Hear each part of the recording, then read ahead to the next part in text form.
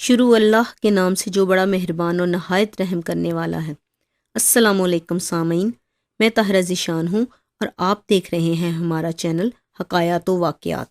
کہا جاتا ہے کہ برمودا مثلث یا برمودا ٹرائی اینگل کی اصطلاح 1960 کی دہائی میں ایک مصنف ونسنٹ گیڈس نے سب سے پہلے استعمال کی۔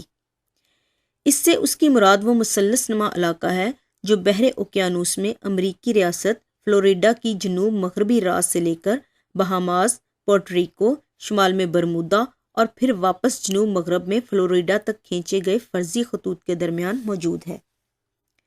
گیڈس کی اصطلاح اس قدر مقبول ہوئی کہ اکثر افراد جنہیں برمودا کے پرسرار علاقے کے مثلث نما ہونے پر یقین نہیں، بلکہ وہ اسے دائروی، بیضوی یا بے ترتیب اور گیڈس کے مقرر کردہ علاقے سے زیادہ وسیع خیال کرتے ہیں، وہ بھی اسے برمودا ٹرائی اینگل ہی لکھتے چلے آ رہے ہیں۔ یہ علاقہ شروع سے ہی پرسرار سمجھا جاتا رہا ہے۔ 1492 میں کولمبس نے جزائر غرب الہند پر لنگر انداز ہونے سے پہلے ایک واقعہ جہاز کے روزنامچے میں تحریر کیا تھا کہ انہوں نے ایک بہت بڑے آتشی گولے کو سمندر میں گرتے ہوئے دیکھا ہے۔ 11 اکتوبر کی شام کولمبس اور عملے کے ایک آدمی نے پانی کی سطح پر ایک غیر معمولی چمک کو نمودار ہو کر یکدم غائب ہوتے دیکھا۔ کولمبس کو سفر سے پہلے یہ بات معلوم تھی کہ ملاحوں کا خیال ہے کہ مغرب کی جانب سفر کرنے سے جہاز دنیا کے پرلے کنارے جا گریں گے۔ بعض تجربہ کار ملاحوں کا کہنا تھا کہ آگے سارگیسو سمندر آتا ہے جہاں کی بلائیں کسی جہاز کو صحیح سلامت آگے نہیں جانے دیتی۔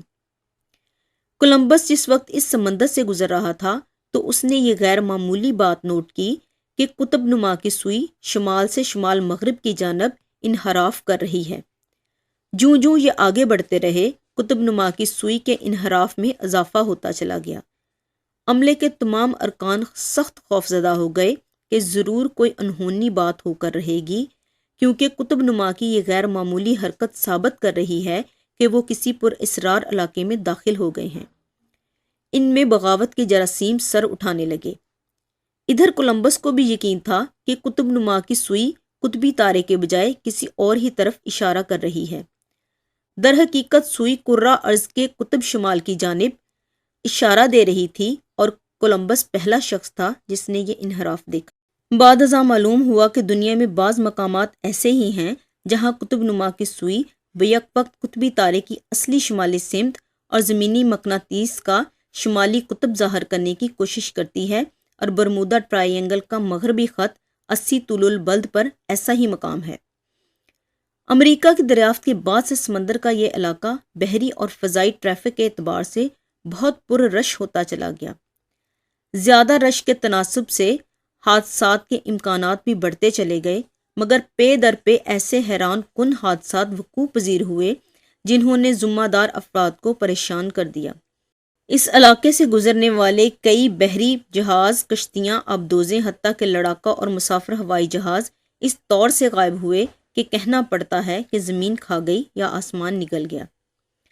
اس سلسلے کی ابتدا 1945 سے ہوئی۔ دسمبر کی 5 تاریخ کو 5 عدد بمبار طیارے فلوریڈا سے 320 میل پر محیط مشق کے لیے روانہ ہوئے۔ انہیں فلائٹ 19 کا نام یا فلائٹ 19 کا نام دیا گیا تھا۔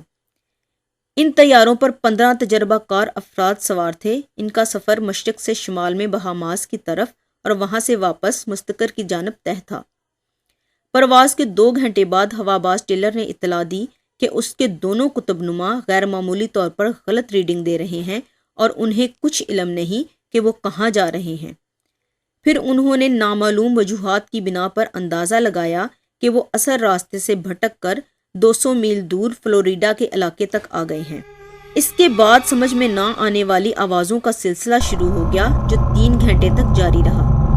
آخر میں یوں معلوم ہوا کہ جیسے ایندھن ختم ہو گیا ہو اور وہ لوگ اترنے کی تیاری کر رہے ہیں۔ ہنگامی حالات کے پیش نظر ایک تیز رفتار مارٹن طیارے کو فوری طور پر بھجوا دیا گیا۔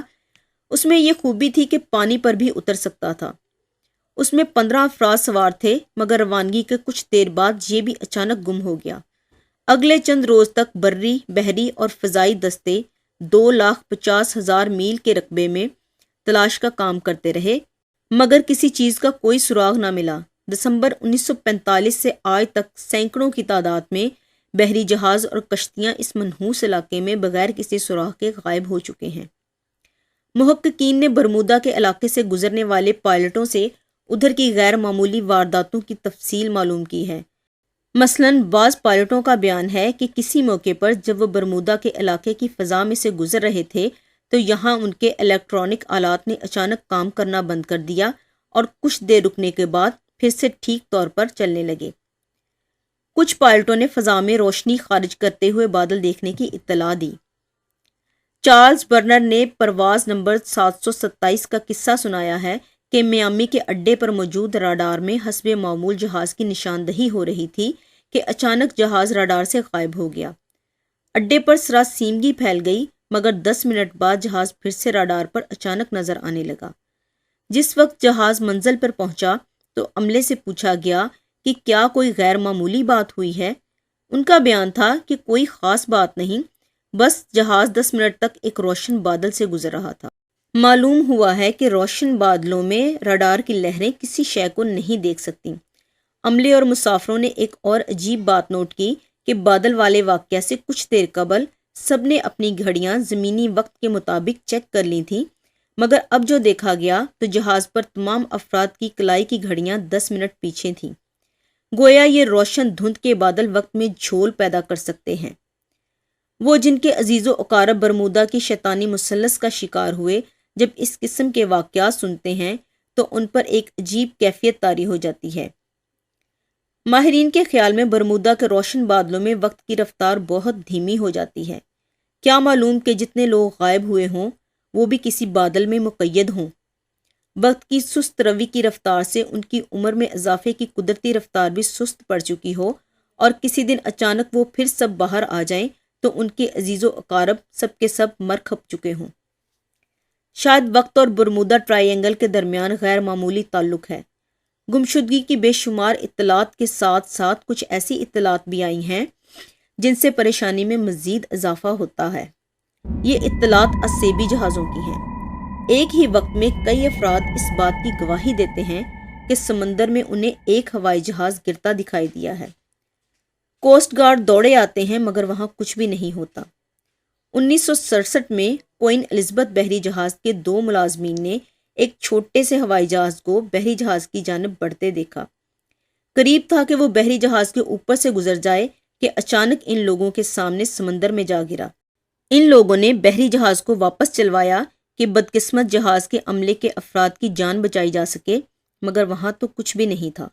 قیاس ہے کہ یہ ہوائی جہاز برمودا میں وقت کی غیر معمولی حرکت کے نتیجے میں اپنے قید خانوں سے نکل کر اپنے انجام کی المناک کہانی دہراتے ہیں اور برقناطیسی امواج میں ان کی تصاویر نمودار ہو جاتی ہیں، یا پھر یہ برمودا کی نحوست کا شکار ہونے والی مجبور روحیں ہیں جو بے چینی کے عالم میں اس طرح کے اشاروں سے دنیا والوں یا اپنی مدد کے لیے کوئی پیغام دینا چاہتی ہیں۔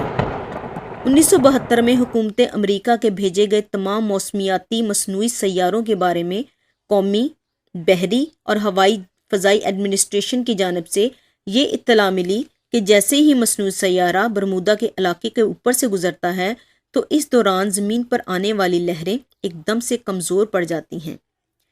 خیال تھا کہ اس علاقے میں مقناطیسی شعاؤں کا بے پناہ اثر موجود ہے جو بالائی فضا میں 800 میل کی بلندی پر گزرتے ہوئے مصنوعی سیاروں کی مقناطیسی ٹیپوں پر برے اثرات ڈال رہا ہے، جس کے نتیجے میں ٹیپ چلتا چلتا رک جاتا ہے یا واپس گھومنے لگتا ہے۔ برمودا مثلث کے مظاہر کی ایک اور تشریح اڑن تشتریوں کے حوالے سے کی گئی ہے۔ چونکہ کئی لوگوں نے اس علاقے میں اڑن تشتریوں کی غیر معمولی نقل و حرکت دیکھنے کا دعویٰ کیا ہے، لہٰذا بعض لوگوں کا خیال ہے کہ جتنے افراد بھی غائب ہوئے یا تو اڑن تشتریوں نے انہیں بالکل تباہ و برباد کر کے رکھ دیا یا اغوا کر کے لے گئیں۔ ایک تشریح گمشدہ براعظم اٹلانٹس کے حوالے سے ہے۔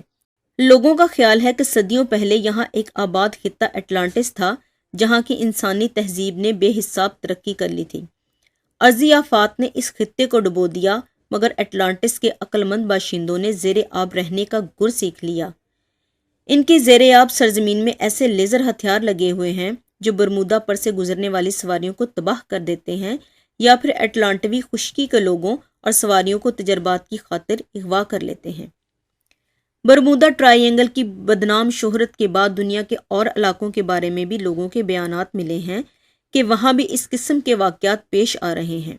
ان مقامات کو انومیلک زون یا فلیپ ایریاز کہا گیا ہے۔ 1960 کی دہائی میں اسرار کی چھان بین کرنے والی مشہور سوسائٹی کے صدر آئیون سینڈرسن نے کرۂ ارض کے گرد ایسے 12 پراسرار علاقوں کا نظریہ پیش کیا جس میں قطبین کے علاوہ برمودا کی مخالف سمت میں واقع جاپان کا شیطانی سمندر بھی شامل کیا گیا ہے۔ ڈیول سی یا شیطانی سمندر جنوب مشرقی جاپان، آیوجیما جزائر بونن اور میریانا جزائر کے درمیانی علاقے کا نام ہے، جہاں دوسری جنگ عظیم کے دوران بڑی تعداد میں گمشدگی کے واقعات پیش آئے، مگر یہ علاقہ برمودا کی طرح مشہور نہیں ہو سکا۔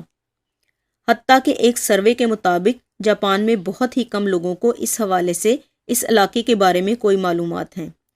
150 درجے کا طول البلد اس علاقے سے گزرتا ہے اور یہاں ایک مقام پر برمودا کی طرح قطب نما سوئی میں اصل شمال اور قطب شمالی کے درمیان انحراف دیکھنے میں آتا ہے۔ مشہور ہوا باز امیلیا ایئرہارٹ بھی اسی علاقے میں میریانا کے قریب غائب ہوئی تھی۔ تو یہ تھے برمودا ٹرائی اینگل کے بارے میں چند ایک دلچسپ اور پراسرار حقائق۔ امید ہے کہ یہ آپ کو ویڈیو ضرور اچھی لگے گی۔ ایسی مزید ویڈیوز دیکھنے کے لیے ہمارے چینل کو سبسکرائب کریں تاکہ ہماری نئی ویڈیوز کے نوٹیفیکیشن آپ کو بر وقت ملتے رہیں۔ ملتے ہیں پھر کسی نئی ویڈیو کے ساتھ، تب تک کے لیے اللہ نگہبان۔